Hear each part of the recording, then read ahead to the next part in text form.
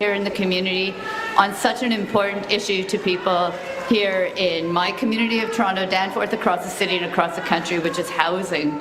I want to start by acknowledging that we are on the traditional lands of many Indigenous peoples, the Chippewas, the Wendat, the Anishinaabe, the Haudenosaunee people, most recently the Mississaugas of the Credit. We continue to be home to many First Nations, Inuit, Métis people right here in Toronto, and we are so grateful to be able to share on this land for this announcement today.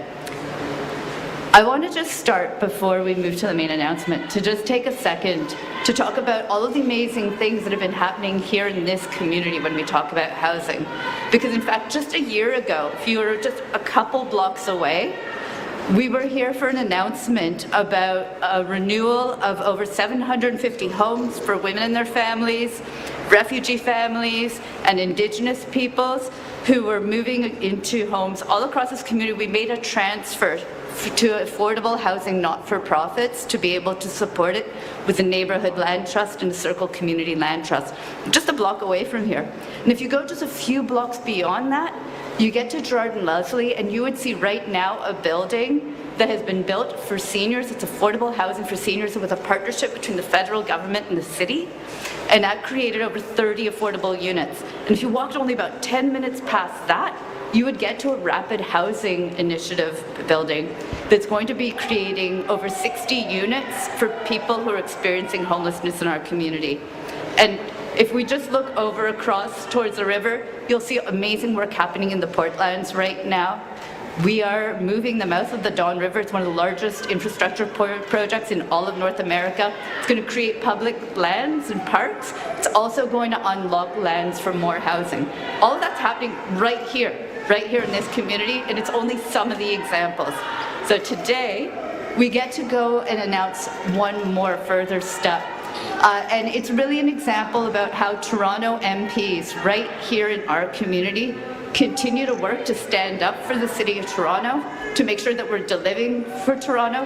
And we get to do that because we work in partnership with the person who I'm about to introduce, which is our Prime Minister, Justin Trudeau, an amazing partner for our city and for our country when we talk about things like housing and building affordable housing in our city. Thank you.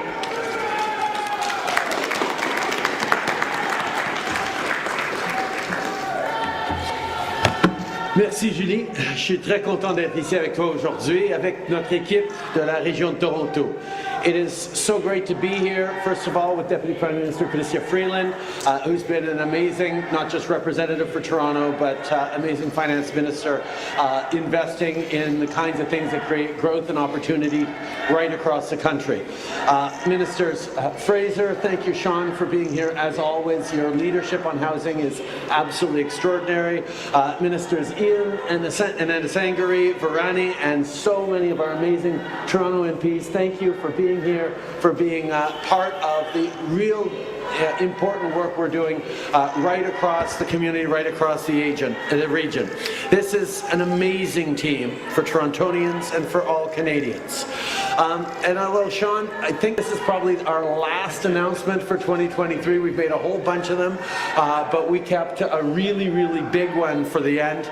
Today's housing announcement is going to be a game changer for the City of Toronto, but we couldn't be here without the amazing partnership and collaboration of our friend Mayor Olivia Chow. Olivia, thank you so much for everything you've been doing, your collaboration on this, your passion for building more homes faster, especially affordable homes, is part of why we are able to be so ambitious as we move forward. And you are one of those people who understands that the way to get things done is to work in partnership, and that's why I'm so glad to be doing it with you. Les secteurs privés et à but non lucratif et tous les niveaux de gouvernement doivent travailler ensemble pour construire plus de logements. D'ailleurs, ici où on se trouve, on appuie la construction de 233 appartements avec le financement de la construction de logements locatifs. C'est à peu près un peu plus que 100 millions de dollars en financement facilité par le gouvernement fédéral pour créer ce bloc ici. Et aujourd'hui, on va parler du fonds pour accélérer la construction de logements.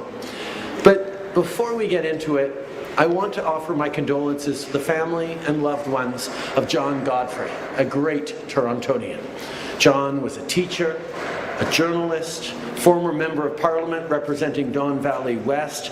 People often referred to him as the unofficial Minister of Cities.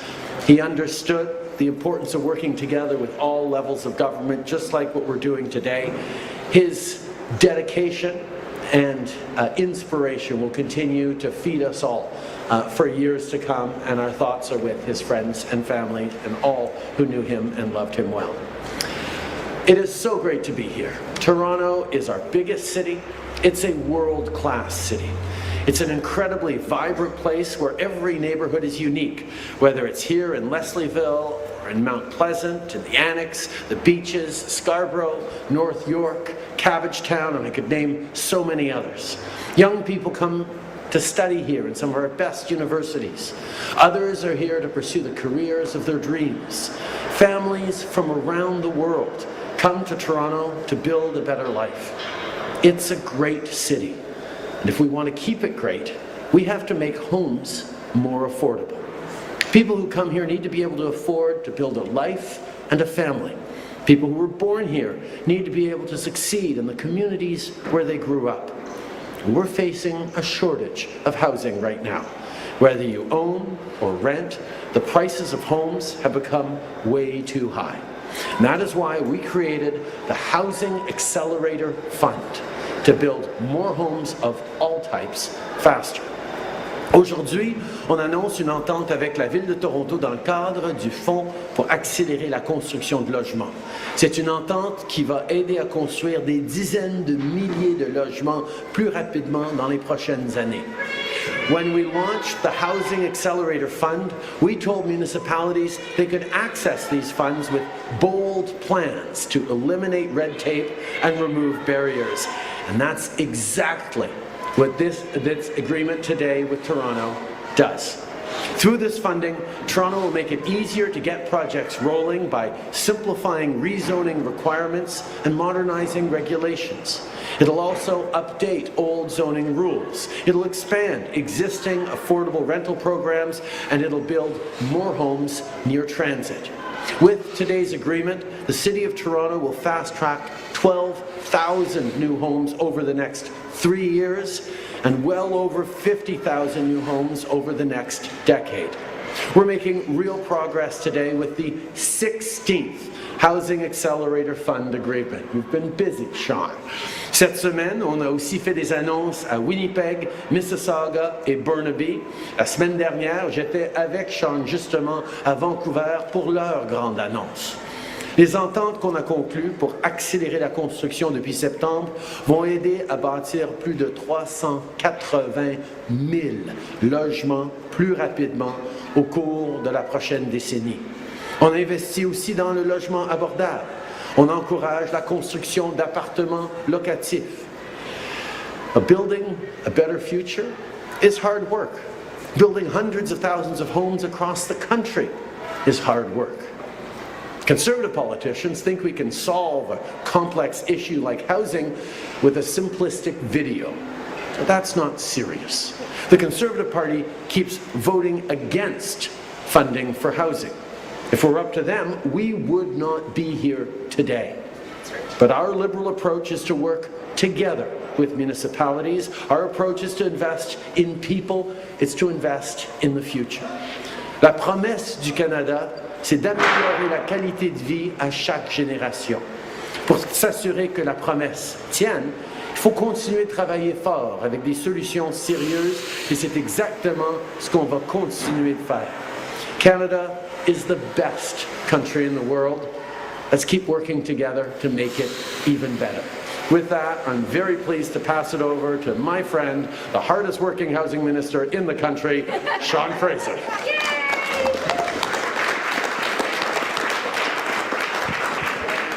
Look, first, a huge thank you, Prime Minister, for your leadership on the housing file and to give us the tools that we need to succeed, not just as a government, but as a country. I want to acknowledge as well the support of Minister Freeland in particular for making decisions that allow us to have the resources necessary to achieve agreements like the one that we've done today. And an enormous thank you to my colleagues who represent the City of Toronto, who are tremendous advocates for the place that they call home. And I just want to give a huge thank you for their advocacy as well. Today is a great day. It's the kind of day that gives me a sense of optimism that we can actually make the kind of change that will address and solve Canada's national housing crisis. The reality is, just a few short months ago, when we were talking about the ambition of the Housing Accelerator Fund, I don't think people fully understood the possibilities if we en masse cause cities across country to rapidly upzone Canada, so to speak. I want to share a bit of a story about how this particular deal came to be. When I was first appointed to this position, we were looking at the opportunities with the Housing Accelerator Fund. And when it came to the City of Toronto, literally the country's largest city with the slowest permitting process anywhere in Canada, we realized the initial application was not up to snuff. It did not meet the level of ambition that we wanted to address. I intended, after Mayor Chow's election, to raise my concerns about the initial application with her, and she beat me to the punch. She submitted an enhanced application before I had the chance to make that suggestion. Then she came to Ottawa to actually meet with me and others to discuss the kinds of changes that we could encourage them to go further on to squeeze every bit of housing out of the investment that we were prepared to make. As a result of our ongoing conversations, we've landed on a deal that's going to dramatically scale up the density near post-secondary institutions. It's going to lead to far more density near transit stations. It's going to allow people to live where the services and economic opportunities are in communities that already have the infrastructure to support them. The reality is the housing crisis is manifesting in ways that are extremely difficult for ordinary Canadians. There are too many young people who have to commute an hour to get to class. There are too many people starting their career that can't afford a place to live in the place where they found a job. And there's too many seniors who want nothing more than to age in the community where their grandkids are being raised. And I don't think that's too much to ask.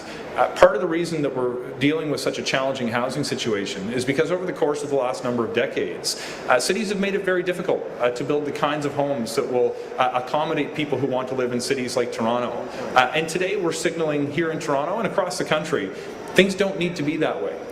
If we make the decision to legalize housing across the city so people can actually build a small apartment for people who want to live in the community, we can make a difference. If we want to build big apartments near the transit stations where we've invested billions of dollars of infrastructure, we can get people moving to opportunities in communities that are desirable to live in.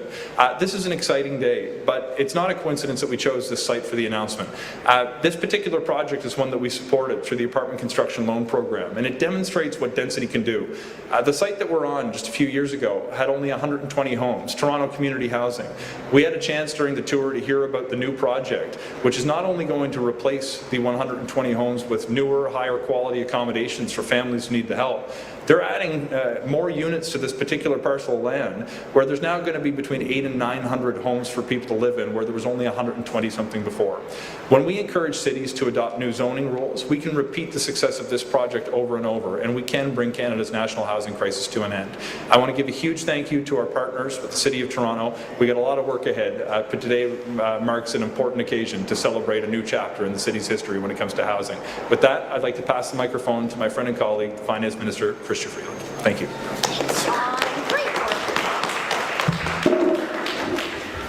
Okay, you may have noticed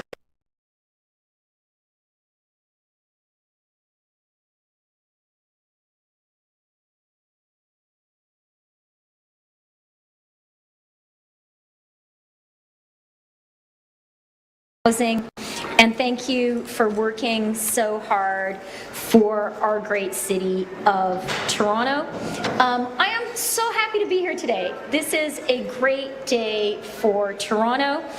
Thank you so much, Prime Minister, for supporting our city, our country, for leading on housing. And I do also really want to offer a shout out to all of my Toronto MP colleagues. They are here, they are splendidly arrayed here. And the Toronto caucus has been so focused on housing and on this issue. I don't know how many times we have had Sean talking with us, meeting after meeting after meeting, because we know that this matters so much to our constituents and to our communities. And I'm really, really happy that we are here with the woman who is our essential partner, Toronto's great mayor. We, all of us, recognize that housing is the central challenge in Canada right now. It's the central challenge in people's lives. It's the central economic challenge. And we know that what we need is to build, build, build. We need supply, supply, supply. And so I do also just want to thank all the people who are here with us in hard hats and vests. We had a chance to talk to some of the people who are building this project, and every single person I talked to was so proud of the work they're doing, and rightly so, and recognized that they are literally building our city, building beautiful homes for their neighbors and their community. We're here to look at some of those homes and also to celebrate an amazing thing, which is an agreement on the Housing Accelerator Fund. We launched that fund in our 2022 budget because we knew then we needed to build more homes faster, and we needed to do it in partnership with municipalities across the country. We needed to bring something to the table to help cities build more faster. That's our contribution, the Housing Accelerator Fund. And we knew that each city is different, so we needed to have great ministers prepared to do the work with great mayors to do deals that work for each city and get more homes built faster. So far, the deals, those 16 deals that Sean and our team have done, will fast-track the construction of more than 380,000 new homes for people across Canada. That is amazing. And today's announcement alone will fast-track nearly 12,000 new homes in Toronto over the next 3 years and more than 53,000 homes over the next decade. And that is just part of our plan. Toronto is a growing city, and it needs governments at all levels to respond to those needs. Just last month, I was able to announce 2 major rental housing construction projects being built right across Toronto using the fund that Sean referred to, the Apartment Construction Loan Program, including 2,700 new homes just up the street from my riding. The mayor was there too. And the people who are building this project told me, I asked the Prime Minister to say this specifically to you, because the Prime Minister has been a real driving force behind the design of the Apartment Construction Loan Program. They told me that is a great program. It helps create incentives for builders like the ones who are building this building to build rental construction rather than condos, homes that supply exactly that essential niche in our market. That's why we were so glad, our team together, to add $15 billion more to that fund in the fall economic statement. I am so glad that we are able to support this amazing city. Toronto est une ville extraordinaire qui est très importante pour notre province, pour notre pays, qui est un moteur pour notre plan économique. Et voilà pourquoi notre gouvernement a investi et va continuer d'investir dans notre ville magnifique. C'est notre gouvernement qui a fait plus d'investissements du fédéral dans la ville de Toronto qu'aucun gouvernement fédéral dans l'histoire du Canada. Et je suis tellement heureuse d'être ici avec la mairesse de Toronto. J'apprécie énormément la collaboration qu'on a avec elle. And, you know, I love doing announcements with the mayor, partly because we make each other look tall. There was one week during our constituency week that we did 3 announcements together in the same week. We also have a special connection because she's my mayor, and I'm her MP. She's my constituent. So we both are responsible to each other and to our constituents in this amazing city. So thank you very much, everyone, for being here. And it is really my privilege to introduce a really important partner for the federal government, Mayor of Canada's biggest city, Mayor Olivia Chow. Madame,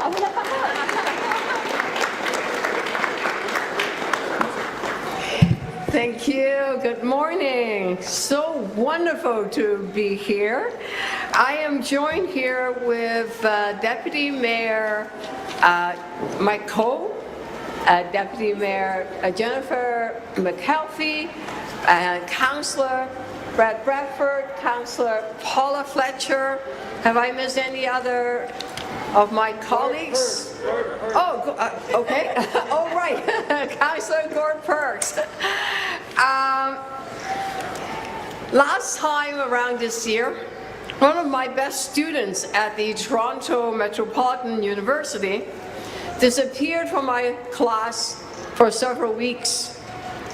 Hamza was a smart and conscientious student, so I was really surprised when he stopped coming into class.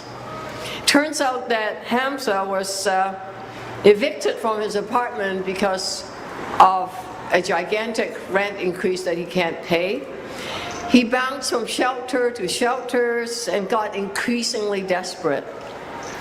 Each night, over 10,000 Torontonians sleep in city shelters, and more than 80,000 households are on a waiting list for years and years for affordable housing. And too many young people are giving up the hope of having an affordable home one day, and it is just hard. And the high cost of housing means mothers have to choose between paying rent or buying food for the kids. Young people and families are being forced to move out of the city. Seniors with fixed incomes are terrified they will be evicted and unable to find an apartment they can afford. Today is December 21st, winter solstice. It's a time that we put darkness behind us. It's a time for new beginning, for transformation. And we are gathered here to announce a hopeful new beginning, where under the leadership of our Prime Minister and his government, his team, tens of thousands of construction-ready homes will be built over the coming years. That's exciting. Yes, it needs a round of applause at least. These homes include new rent geared to income, below market and market rents, units in mixed income, mixed use communities and neighborhoods. And as part of the Housing Accelerator Fund deal, we are reaffirming our commitment to match the urgency of our housing crisis with the speed of our actions. I am so grateful and happy to be standing here today with our Prime Minister, our Deputy Prime Minister, our Housing Minister, the local Member of Parliament, and entire Liberal Toronto caucus here.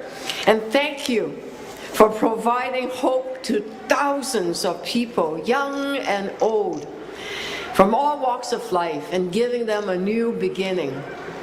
We are providing hope to people like Hamza. A fresh start that comes from knowing that there will be thousands of units of secure and affordable homes just like those here at the Dawn Summerview Toronto Community Housing Revitalization Project. I want to acknowledge the local councillor, Councillor Paula Fletcher, who fought for years to have more affordable housing included in this project. It's the first community housing revitalization project to hit the goal of 30% rent geared to income and below market housing. Thanks to her hard work and the team here, I see city staff, very committed folks, and everyone with hard hats on. This development has 100 more affordable units, including 32 co-op units, plus 120 rent geared to income units, 550 condos and rentals. Thank you, Paula. Thank you to all of you. This new mixed income community is an example of what we can accomplish together. Imagine with this new federal government support, the city will be able to build more affordable housing just like this project. It is beyond exciting. We will make it easier and faster to get approvals. We will allow for more density and more types of housing. Today's announcement is a significant step. I look forward to continue partnership and future announcements as we work together to build more housing faster for the people of Toronto. Thank you so much for being here. We will now start the press conference. Nous allons maintenant commencer avec la conférence de presse. First question goes to Jeff Gray from the Globe and Mail. Thanks. Hi, Prime Minister.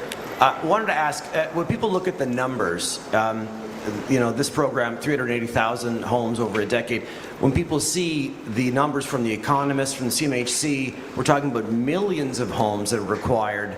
How is this not just a drop in the bucket? One of the things we've been doing over the past years has been changing the math, changing the way people look at building housing in our communities, in our cities, right across the country. We're here in a building where the federal government facilitated over $100 million worth of financing to allow this to happen. And that was done years ago with the Rental Construction Financing Fund initiative that actually allows for these sorts of things. We're changing the math for developers, not just by putting money in specific projects, but by creating a pathway forward. And that's exactly what we're doing with the Housing Accelerator as well, which is not just about building direct units, which is part of it, but it's also about changing the rules around densification and zoning so that more and more units can be built independently of the federal government, independently of whether there's direct investment or not. So yes, there are predictions of hundreds of thousands of new units to be built over the coming years, but we actually know that the way we're changing the rules of the game, thanks to the extraordinary leadership of cities like Toronto that are seeing that changing the way we get things built in this country is the only way to keep up with the growth and the ambition that Canadians have for the country we're continuing to build every day. And as a follow-up, there are people saying that one of the things the federal government could do or should do is temper the immigration targets, that's exacerbating the housing crisis. What do you say to that? Actually, it's not the immigration targets. Yes, we're seeing big numbers, but we have to understand there's a breakdown in those numbers. First of all, our immigration targets of close to 500,000 permanent residents every year, that is the steady growth that is going to continue to grow our economy. But there are three areas in which we've seen massive expansion over the past years that we need to make sure we're dealing with in an appropriate and responsible way. The first one is around asylum seekers. We've seen, despite the closing of Roxham Road, we've seen a spike in asylum seekers, and we're working with international partners and we're putting in mechanisms to make sure that we're able to support the people who come here fleeing violence, persecution, and war. The second area is around international students, and one of the things that we've seen over the past years is a massive expansion in international students. That's great. They come here, they benefit to our universities, they contribute to our economy in many ways, but it has to be done in a responsible way. And that's why we're moving forward with a process that's going to ensure that those students who show up are actually going to accredited, responsible institutions of learning that have a plan to ensure housing for the international students who come, instead of just welcoming them in and expecting them to fend for themselves in the communities that surround those institutions. It's something that that is a logical step, and that's an announcement we've made, that international student visas and acceptance will be tied to whether or not the institutions have a plan to actually ensure adequate and supportive housing for those students. And the third area where we've seen massive growth is around temporary workers. We need workers to grow our economy, but we need to make sure it's being done right and responsibly. And again, there's work that we're doing with employers to make sure that if they really need to bring in someone from overseas to be able to succeed as a business, well, they have to be more involved in ensuring adequate housing for the people they bring in. It's all about continuing to grow our economy and benefit from immigration, but doing it in ways that does benefit and strengthen our communities in the right ways. Next question. Aidan Schmandy from the Trillium. This is for Minister Fraser. So one of the biggest asks of the city to access this funding was to do BC-style upzoning around transit. The city's response didn't explicitly commit to that, so I'm wondering why you approved this application if that kind of key commitment wasn't in there. So one of the key things to understand is that the Housing Accelerator Fund is designed to motivate changes within the control of municipal governments. There is no question in my mind that the city has the ambition to build out the transit-oriented development that I want to see that's going to help not only solve Toronto's housing crisis, but the housing challenges in communities that exist around Toronto, and not just within the GTA, frankly. You'll all be familiar with the Drive to Qualify phenomenon. If we actually build out stock around transit, we can solve some of these big challenges. I had some concerns initially when I saw the proposed response, but I have to say credit to the debate that played out at City Council, and I know Councillor Bradford's here, who put forward a motion that gave me some comfort the city's going to move in that direction, and our engagement directly with the Mayor's office has indicated that they have a desire to move forward. There is a provincial government element to this conversation as well around major transit station areas. I'll be meeting this afternoon with Minister Calandra to discuss this amongst other items as well. But the agreement is structured in a way that 25% of the funding, $471 million by the way, to build these 53,000 homes over the next decade, is structured in a way where 25% flows up front. The balance is released as milestones are met over the course of the agreement. So we're going to continue to work very closely with the city and, where appropriate, the province to ensure we actually see the reforms that will get housing built. I'm not interested in just seeing a commitment made. I'm interested in seeing change have an impact, and I have full faith we'll get there with the city.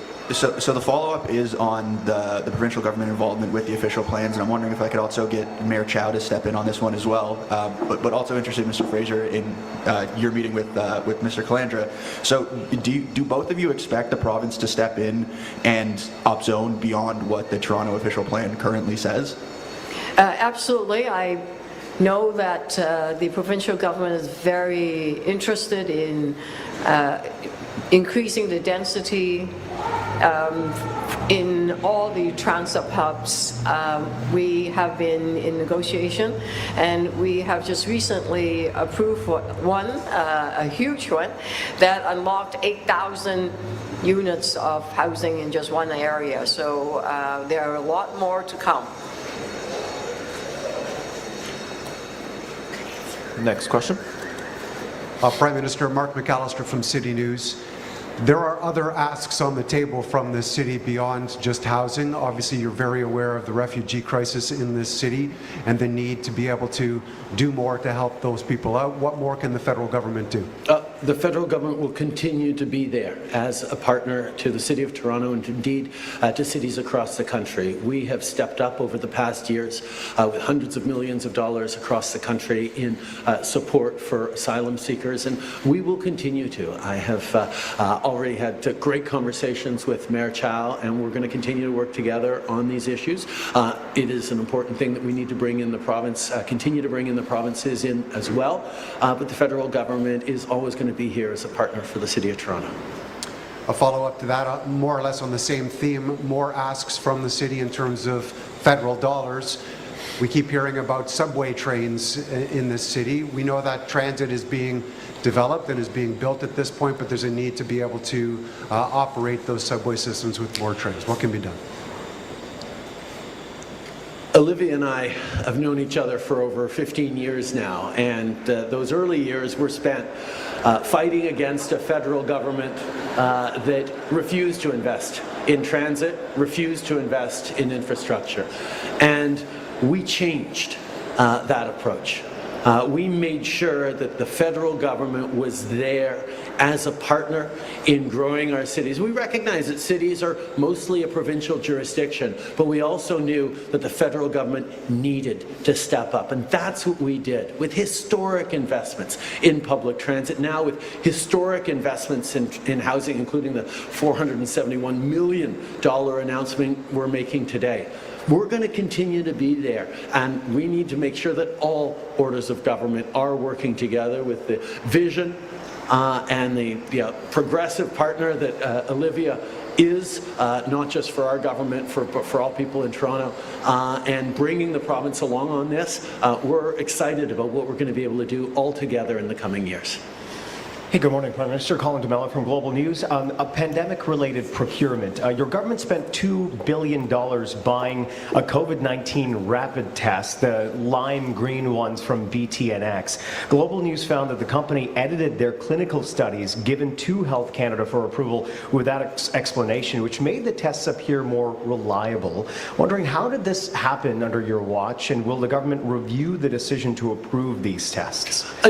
One of the things we have to remember is during the pandemic, we were doing everything we could in unprecedented ways to get as many different ways of keeping Canadians safe as we possibly could, whether it was on rapid tests, whether it was on procurement of PPE, whether it was on contracts for vaccines and getting the vaccines needed to make sure that Canadians got through this pandemic. There are no doubt and obviously lots of lessons to learn about things that worked really well, about things that we probably won't be doing again in the next pandemic when it comes. But every step of the way through the pandemic, it was all hands on deck with every different way we could do to try and make sure we were saving as many lives as possible and getting our economy back on its feet as quickly as possible, which is actually, both of which, what happened more in Canada than in most of our peer countries. But isn't there still a question about how this would have slipped through the cracks? Should there be some kind of a federal investigation to look into this company, look into what submissions they made to Health Canada so that something like this doesn't happen again in the event of... Absolutely. Part of coming through this pandemic is, having gone through the acute phase of this pandemic, is learning about what worked well, what worked less well, making sure that next time, if there is a next time, we are ready for it. So much of what Canada was able to do during this pandemic, better and faster than some of our peer countries, was related to the experiences we'd had in 2003 during the SARS crisis, where the Honourable Carolyn Bennett launched the creation of Canada's Public Health Agency, where learning about how to deal with these things and do better informed why Canada did better through the pandemic than many other countries. But there's lots more to learn, and we will be following up on all the lessons we need to learn. Next question. Hi, Prime Minister. Tyler Griffin, Canadian Press. Your joint statement last week with Australia and New Zealand said there is no role for Hamas in the future governance of Gaza. How do we get there? Hamas is a terrorist organization. Hamas was responsible for the cold-blooded execution of over 1,000 Israeli citizens on October 7th, and has committed to continuing those attacks long into the future. Hamas cannot have any role in the future governance of Gaza or in the two-state solution we need to build with a secure and free Israel alongside a secure and free Palestinian state. That is the work we need to do, and we are absolutely committed to it. And that's why we're calling for humanitarian pauses as quickly as possible and working urgently towards a ceasefire with international partners. But that ceasefire cannot be conditional. Hamas has to lay down its arms. It has to release all hostages. It has to stop using civilians as human shields, and it has to understand there will be no role for Hamas in the future governance of Gaza. And we continue to work very closely with partners, both G7 and international partners like Australia and New Zealand, but also with partners from the Gulf states and the Arab countries to move towards that viable two-state solution that is so necessary. There have now been several examples of parents or siblings of Canadian citizens dying in Gaza as they plead for your government to take some kind of action to facilitate getting them out. To date, we have not seen any movement toward practical measures to get Canadians' extended families to safety. We understand there's an announcement coming this afternoon. Why has it taken so long? Obviously, it's an extremely difficult situation, and we have been working very, very hard to get Canadian citizens and their families out of Gaza. Well over 600 have come already, but there is more to do, and that's why I'm looking forward to this announcement that's going to lay out more measures that we're putting in place to protect those who are related to Canadians or connected to Canada to come to safety. But ultimately, what we need to do is ensure the viability of a Palestinian state alongside an Israeli state, living in peace, living in security into the future. And that's what we remain focused on. We have an important role to play as well here in Canada as a place with a richness of diversity in bringing people together to being part of building that future. And that's why we need to be so firm in standing up against hatred in all its forms. I'm particularly concerned about the rise in anti-Semitism that we're seeing because we all have a role to play in standing against intolerance and anti-Semitism and in supporting people. The concerning situation that led to an arrest in the Ottawa region very recently is something we're going to continue to be vigilant about. But I also need to make sure we are calling out incidents of anti-Semitism wherever they rear their heads. And on that specifically, the Toronto Sun editorial cartoon, which published the worst kind of anti-Semitic content, was absolutely unacceptable. We all have a role to play to make sure that Canadians are there for each other and that we're dealing with understanding and compassion and not playing to stereotypes. And I think we all can expect better from our media organizations. Next question. Hello, Prime Minister. Mohan Qureshi with City News 680. I just wanted to circle back to refugees. The City of Toronto is currently in its budget process, and the Mayor and other members of the Budget Committee have said if the federal government doesn't come through with funding for refugees, that they may have to raise property taxes by 6% just because of this issue alone. So my question is, will the federal government come through with the funding before the city passes its budget in 6 weeks? And if not, what do you say to Toronto taxpayers who would have to shoulder that burden? I look forward very much to sitting down with Mayor Chow this afternoon and talking about these issues. And the reality is we have been there with over $100 million in funding since this summer on this issue, and we will continue to. It is good news that the province is finally stepping up in significant ways, and we're going to continue to look for ways to be helpful because this is an issue that really matters. And a follow-up to that is, just wanted to check in and see where the federal government's involvement is in the working group. We know the city kind of deal with the province, and a lot of that deal is contingent on the federal government matching funds for shelters, for subways. So where do we stand with the working group, and can we expect to see some sort of result soon? No federal government in recent history has been more present as a partner for Toronto than this one. We're standing right now in a building that is being built because of over $100 million worth of financing permitted by the federal government. We're announcing $471 million in federal money that is going directly to the city. Province of Quebec chose to actually match that housing accelerator funding for their province. They're the only province to do that. We'd certainly love to see the province of Ontario step up in greater ways on housing and on a lot of different issues. We will always be there for a partner to Toronto, and I look forward to my conversation with Mayor Chow. Next question. Phil Perkins, CB24. We're just going to circle back to the Middle East real quick. You may have heard there's some pro-Palestinian protesters outside.